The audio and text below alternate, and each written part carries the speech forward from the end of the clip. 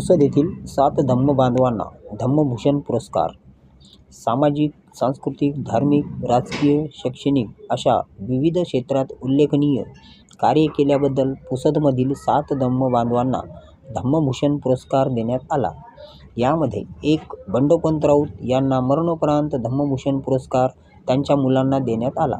2 Vitthal Khadse sir, शिक्षण सभापती, नगरपालिका पुसद यांना सुद्धा पुरस्कार देण्यात आला.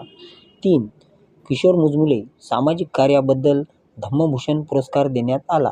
4 राजे ढोले यांना सामाजिक सांस्कृतिक क्षेत्रात कार्याबद्दल पुरस्कार देण्यात आला. 5 देवेंद्र खडसे यांना सुद्धा सामाजिक राजकीय कार्याबद्दल पुरस्कार देण्यात आला.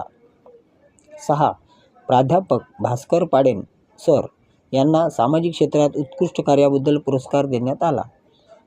तसेच 7 प्रल्हाद यादवराव खडसे यांना भारतीय बौद्ध महासभेमध्ये उत्कृष्ट कार्य केल्याबद्दल त्यांना सुद्धा धम्मभूषण पुरस्कार देण्यात आला. भगवान गौतम बुद्धाच्या विश्वकल्याणकारी मार्ग स्वीकारून आपण डॉक्टर बाबासाहेब आंबेडकरांच्या स्वप्नातील समतामय भारत उभा करण्यासाठी सतत धडपडत आहात व मार्गक्रमण करीत आहात. सामाजिक, सांस्कृतिक, धार्मिक, राजकीय, शैक्षणिक अशा विविध क्षेत्रात आपले कार्य उल्लेखनीय असून पुढील पिढीला सकारात्मक दिशा देणारे आहेत.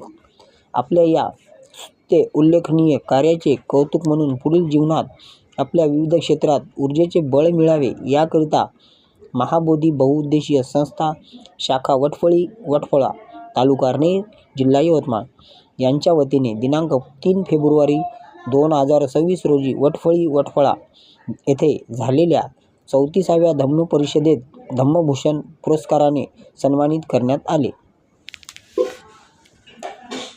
वसंत न्यूजसाठी विनोद कांबळे, पुसद.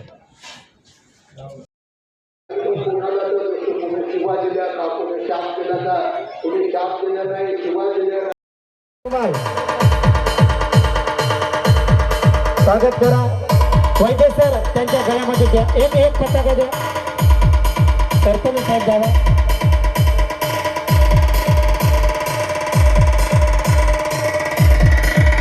ऐकायच्यात टाका.